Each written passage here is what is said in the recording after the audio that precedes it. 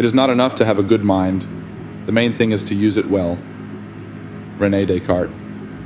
We live in an era where our attention has become the most sought-after commodity.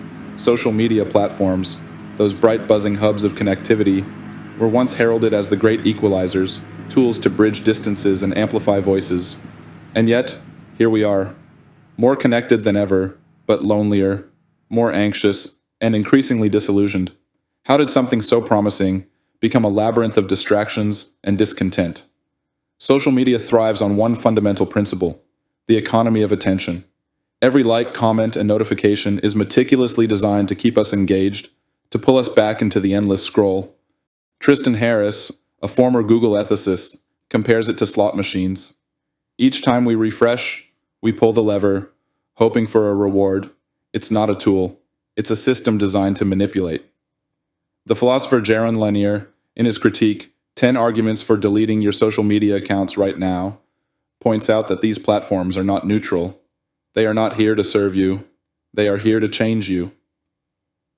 Algorithms shape what you see and when you see it, creating echo chambers that reinforce biases and discourage critical thinking. Consider the psychological toll. Studies have linked excessive social media use to heightened anxiety, depression, and poor sleep quality. Why? Because these platforms foster constant comparison. That vacation snapshot, that perfect family photo, that career milestone. It's all a curated highlight reel, designed to elicit envy. Soren Kierkegaard might have called this the sickness unto death, a despair born from losing oneself in the gaze of others. But the harm doesn't stop there. Social media alters our sense of time and presence. How often do we find ourselves reaching for our phones, not out of necessity, but out of habit? As Blaise Pascal wrote, all of humanity's problems stem from man's inability to sit quietly in a room alone. Social media's influence on our cognition goes deeper than we often realize. In his book, The Shallows, Nicholas Carr argues that our constant use of the internet, particularly platforms designed for endless scrolling, reshapes our brains. The internet, Carr writes, is an interruption system. It seizes our attention only to scramble it. This scrambling leaves us incapable of sustained focus, something vital for critical thinking and deep understanding. Philosopher Herbert Simon once observed, "A wealth of information creates a poverty of attention." Social media epitomizes this paradox. While offering an infinite stream of content, it fragments our ability to concentrate. What does this mean for our lives? It means we lose the capacity to engage meaningfully with ideas, to reflect, and to discern truth amidst noise. But perhaps the most insidious impact is how these platforms rewire our relationships. Social media often masquerades as a tool for connection, but what it truly fosters is performance.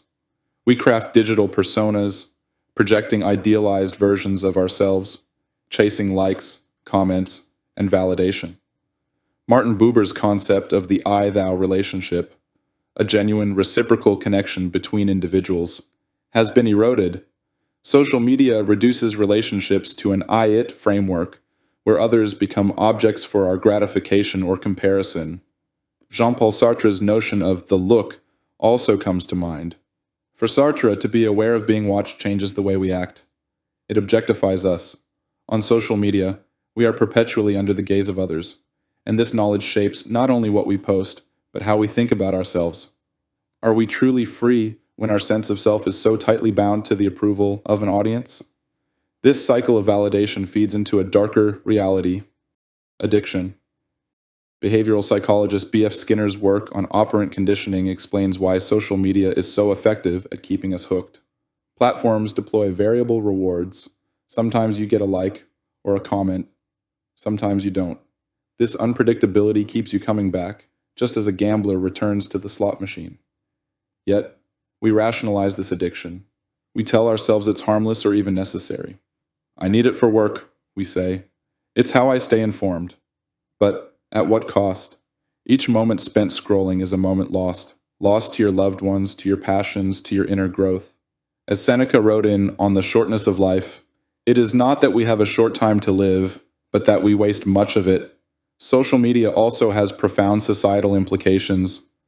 Platforms amplify outrage because outrage drives engagement. The philosopher Hannah Arendt warned about the dangers of this. The moment we no longer have a common truth, the world falls apart. Social media thrives on division, feeding us content that aligns with our biases and isolates us from dissenting views. And yet we remain. Why? Because social media promises connection, belonging, even power. But it's a hollow promise. Philosopher Byung-Chul Han argues in The Burnout Society that constant connectivity drains us emotionally and spiritually. We are no longer allowed to withdraw, Han writes. The pressure to perform and display leaves us exhausted. This exhaustion isn't just personal, it's collective. Social media alters how we participate in public life. Activism, once rooted in physical community and sustained effort, now often devolves into what some call slacktivism, the performative act of liking or sharing a post as a substitute for real action. While these gestures can raise awareness, they seldom lead to meaningful change. Consider also the erosion of privacy. Social media platforms collect vast amounts of data, building intricate profiles of our preferences and behaviors. Michel Foucault's concept of the panopticon, a system where individuals self-regulate because they believe they're always being watched, has become our reality. We are surveilled, not by a faceless authority, but by the algorithms we've invited into our lives. Despite these challenges, some defend social media for its ability to democratize information, and indeed, it has done so. Voices once silenced now have platforms. Movements that might have been ignored now gain traction. But the question remains, at what cost? Do these benefits outweigh the profound damage to our minds, relationships, and sense of self? Social media isn't inherently evil, but it is inherently manipulative. It preys on our vulnerabilities, exploiting our need for connection, validation, and meaning. To leave it is not merely to abandon an app, it is to reclaim our attention, our relationships, and ultimately, our humanity. Man is the only animal that blushes, or needs to. Mark Twain. Leaving social media isn't just about walking away from an app. It's about reclaiming the parts of ourselves that have been quietly eroded. The first step is recognizing the subtle ways we've been shaped by these platforms, how they've made us crave approval, fear solitude, and forget what it means to simply be. When we leave social media, we rediscover time. Time not stolen by endless scrolling or consumed by notifications. Time to think, to read, to connect deeply with others. As philosopher Simone Weil wrote, attention is the rarest and purest form of generosity. When we free ourselves from the grip of these platforms, we can offer this generosity to ourselves and those around us. Consider how our creativity is stifled by constant connectivity. Virginia Woolf famously spoke of the need for a room of one's own, a space for solitude and introspection. Social media, with its interruptions and comparisons, deprives us of this room.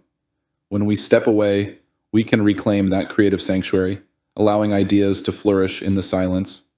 Reconnecting with ourselves also means confronting the discomfort we've been avoiding. Without the distraction of social media, we might feel boredom, restlessness, or even loneliness.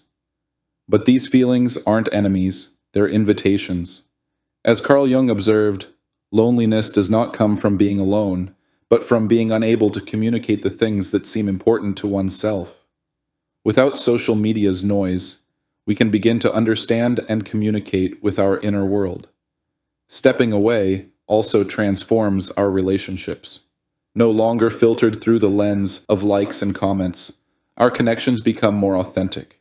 We learn to listen, to engage fully, and to be present. The philosopher Martin Heidegger warned against idle talk, the kind of superficial chatter that dominates social media. In its place, he urged us to seek authentic dialogue, where words carry weight and meaning. Moreover, leaving social media challenges us to redefine our identities. Who are we without the curated profiles, the carefully selected photos, the performative posts? In the absence of an audience, we are free to explore a self that is unmediated, raw, and real. As Ralph Waldo Emerson wrote, To be yourself in a world that is constantly trying to make you something else is the greatest accomplishment. Of course, leaving social media isn't easy. These platforms are deeply embedded in our lives, and detaching can feel isolating. But remember, the very act of leaving is an assertion of freedom. It's a declaration that your attention, your time, and your soul are worth more than the fleeting validation of a like or share. There are alternatives to social media's grip.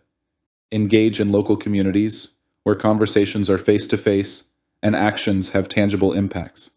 Write letters, journal, or pick up the phone. These acts, though slower, are richer in meaning and connection. For those who worry about staying informed, it's worth considering that the depth of knowledge often lies beyond the headlines. Read books, long-form essays, or engage in thoughtful conversations.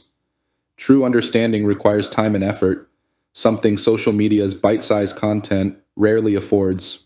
It's also essential to confront the fear of missing out, FOMO, a powerful driver of social media addiction.